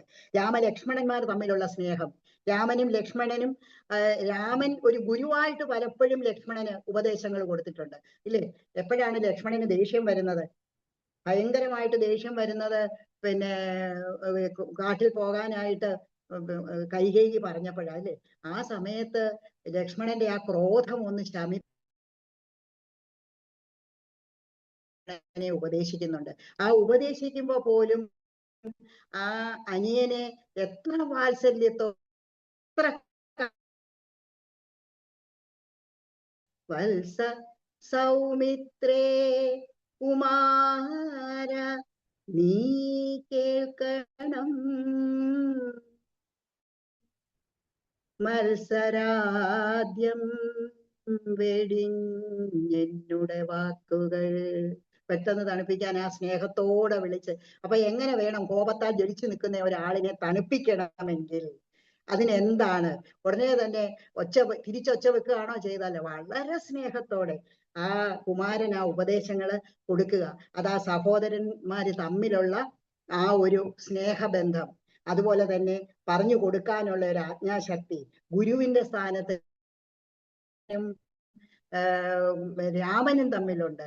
ഭരതനും രാമനും തമ്മിലോ യാതൊരു തരത്തിലും ഭരതന് അമ്മ പറഞ്ഞതിനോട് യാതൊരു യോജിപ്പുമില്ലായിരുന്നു. അമ്മയെ ഇത്ര നികൃഷ്ടമായിട്ട് അമ്മയെ മനസ്സിൽ കരുതിയ വേറൊരു മക്കളും ഉണ്ടാവുകയില്ലായിരുന്നു. കാരണം അതുപോലെ ദേഷ്യം വന്നു. അമ്മയെ അഭിസംബോധന ചെയ്തത് തന്നെ വേണ്ടാത്ത അത്രയ്ക്ക് ദേഷ്യം വന്നു. കാരണം രാജ്യം ആഗ്രഹിക്കുന്നില്ല യാതൊരു തരത്തിലും, വേണ്ടാത്ത അർഹമല്ലാത്തതിനെ വേണ്ട എന്ന് തന്നെ ദൃഢമായിട്ട് വെച്ച ഒരു ശപഥം ചെയ്തു ഭരതൻ. അപ്പൊ അതും നമ്മൾ മനസ്സിലാക്കണം. അതായത് ചേട്ടന്റെ സ്ഥാനം ഒരിക്കലും എനിക്ക് വേണം. നമ്മളിങ്ങനെ സ്ഥാനം കിട്ടാൻ ഇങ്ങനെ കസേര കിട്ടാൻ നോക്കിയിരിക്കുക ഇപ്പോഴത്തെ ആളുകൾ. അപ്പൊ ഇപ്പോഴത്തെ കുഞ്ഞുങ്ങളോട് അതാ പറയേണ്ടത്. സ്ഥാനം കിട്ടി കൈ കൊണ്ട് കൊടുത്തിട്ടും അത് ചേട്ടന്റെയാണ്, ജ്യേഷ്ഠൻ തന്നെ അതിന് അടയാളം. ഒരു ചെരുപ്പ് കൊണ്ട് വെച്ച്, ചെരുപ്പൊന്നും കൊണ്ട് വെച്ചില്ലെങ്കിലും ജ്യേഷ്ഠനോടുള്ള ആദരവും സ്നേഹവും പ്രകടിപ്പിക്കാനെങ്കിലും കുഞ്ഞുങ്ങൾക്ക് കഴിയണം. അത് ആ ബന്ധം ആ തമ്മിലുള്ളത് അങ്ങനെ ആയതുകൊണ്ട് സ്നേഹവും ബന്ധവും ഒക്കെ ആ ബഹുമാനം ഇത് ഭരത രാമനും ഭരതനും തമ്മിലുള്ളത് കാണാം. ശത്രുഘ്നനും ഭരതനും തമ്മിലുള്ളത് കാണാം. ശ്രീരാമനോട് വിട്ടുപിരിയാതെ ലക്ഷ്മണൻ. അതുപോലെ തന്നെ കൂട്ടുകാരോട് പെരുമാറുന്നത് എങ്ങനെയാണ്, സതീർത്ഥ്യരോട് എങ്ങനെയാണ്, അത് ലക്ഷ്മണനും ഗുഹനും തമ്മിലുള്ള സംവാദമുണ്ട്. ഇങ്ങനെ ഒരുപാട് കാര്യങ്ങള് ഏതൊക്കെ തരത്തില് എങ്ങനെയൊക്കെ വേണമെന്ന് നമ്മളെ പറഞ്ഞു മനസ്സിലാക്കി തരുന്ന ഒരുപാട് സംഭവങ്ങൾ നമ്മൾ രാമായണത്തിൽ കാണാം. പറഞ്ഞാൽ എണ്ണിയാ തീരുകയില്ല. ഒരു വർഷം മുഴുവൻ പറഞ്ഞാലും തീരുകയില്ല. അപ്പൊ അസുര നിഗ്രഹത്തിന് വേണ്ടിയിട്ടും ധർമ്മപരിപാലനത്തിന് വേണ്ടിയിട്ടും അവതാരം ചെയ്ത രാമന്റെ പിതൃഭക്തി, സഹനം, ഗുരുഭക്തി, സഹോദര സ്നേഹം, അതുപോലെ തന്നെ അംഗങ്ങളോടുള്ള കരുതല്, മാതൃസ്നേഹം പിന്നെ പറയുകയേ വേണ്ട. എന്തായിരുന്നു മാതാവും എന്നോടുള്ള സ്നേഹം എന്ന് പറയുന്നത്? സുമിത്ര കൈകേയിയുടെ സ്നേഹം നമുക്കറിയാം. കൈകേയി ഇച്ചിരി സ്വാർത്ഥമതിയായിരുന്നു ഇല്ലേ. സ്വാർത്ഥമതിയായിരുന്നത് കൊണ്ട് എന്റെ മകന് കിട്ടണം, എല്ലാം എനിക്ക് വേണം. പക്ഷേ രാമനോട് ദേഷ്യമൊന്നും ഇല്ലായിരുന്നു കേട്ടോ. വളരെ സ്നേഹമുള്ള ആളായിരുന്നു.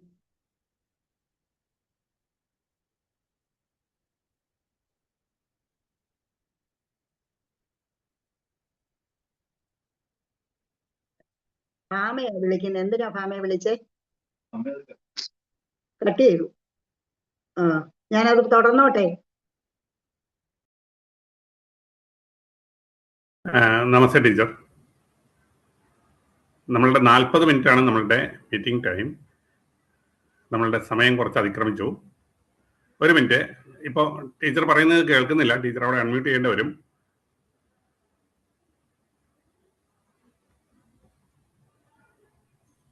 ഇപ്പൊ കേൾക്കാമോ? കേൾക്കാം. അപ്പൊ ഞാന് പറഞ്ഞങ്ങ് നിർത്തട്ടെ. നമ്മളുടെ ഇന്നത്തെ സമയം അതിക്രമിച്ചു. അടുത്ത സെഷൻ വേറൊരു ദിവസമാകാം. അത് സാരമില്ല. ഞാൻ വിചാരിച്ചു 1 മണിക്കൂർ എന്ന് പറഞ്ഞുകൊണ്ടാ. ഞാൻ വിചാരിച്ചു എന്നോട് സമയം 1 മണിക്കൂർ എന്ന് പറഞ്ഞുകൊണ്ട് അതിനനുസരിച്ച് ഞാൻ എടുത്തത്. സാരമില്ല, അതിനെന്താ കുഴപ്പമില്ല. ഞാനത് പറയാം. അപ്പം കൈവേകിയുടെ സ്വാർത്ഥത, അതേസമയം പിന്നെ കൗസല്യക്ക് എപ്പോഴും ഒരു സമാധാന പ്രിയയാണ്, വളരെ സ്നേഹമായിട്ടുള്ള ആളായിരുന്നു. സുമിത്ര എന്ന് പറയുന്ന നിസ്സംഗഭാവമായി എന്തെന്നെ ബാധിച്ചാലും ഒന്നുമില്ല, എന്റെ മകൻ ആ ചേട്ടന്റെ കൂടെ പോകുന്നതിനും കുഴപ്പമൊന്നുമില്ല, വിട്ടുകൊടുക്കുക ചെയ്യുന്നത്, എങ്ങനെ വേണം പെരുമാറാൻ അല്ലേ എന്നുള്ളത് പറഞ്ഞു കൊടുക്കുക ചെയ്യുന്നത്, എങ്ങനെ വേണം എന്നുള്ളത്. അമ്മയുടെ സ്നേഹം അത് വേറെ, മറ്റുള്ള അമ്മമാരുടെ സ്നേഹം, പലതരത്തിലുള്ള സ്നേഹങ്ങളുണ്ട്. അപ്പൊ ഓരോ വ്യക്തിക്കും ഓരോ ജന്മഗുണമുണ്ടെന്നുള്ളതും അത് പ്രകടിപ്പിക്കേണ്ട സമയങ്ങളിൽ പ്രകടിപ്പിച്ചുകൊണ്ടേയിരിക്കും എന്നും രാമായണം നമ്മളെ പഠിപ്പിക്കുകയാണ്. അതുപോലെ തന്നെ ഇതിനകത്തെ മറ്റുള്ള എല്ലാവർക്കും അതാത് ഗുണങ്ങളുണ്ട്. ആ ഗുണങ്ങളെല്ലാം തന്നെ, ആ ദോഷങ്ങളെക്കാൾ കൂടുതൽ ഗുണങ്ങളാണുള്ളതെങ്കിലും ആ ദോഷങ്ങൾ ഉണ്ടെങ്കിൽ അതിനെ എങ്ങനെ മറികടക്കണമെന്നുള്ളതും നമുക്ക് രാമായണം പഠിപ്പിച്ചു തരുന്നുണ്ട്. അപ്പൊ ഇത് കുട്ടികളിൽ എത്തിക്കണമെങ്കിൽ ഞാൻ നേരത്തെ പറഞ്ഞതുപോലെ ചെറിയ കഥകളിലൂടെയും ചെറിയ ഭഗവത് സ്തുതികളിലൂടെയും നമുക്ക് കുഞ്ഞുങ്ങളിൽ എത്തിക്കാൻ സാധിക്കും.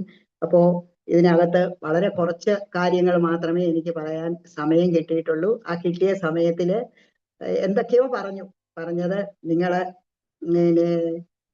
എങ്ങനെ എടുക്കുമെന്ന് എനിക്ക് അറിഞ്ഞൂടാ. എന്നാലും തൽക്കാലം ഇന്നത്തെ ഈ പ്രഭാഷണമെന്നൊന്നും ഞാൻ പറയുന്നില്ല. നമ്മൾ തമ്മിലുള്ള ഈ ആശയവിനിമയം ഇത് ഇവിടെ നിർത്തേണ്ട സമയമായി. അതുകൊണ്ട് ഞാന് ഒരു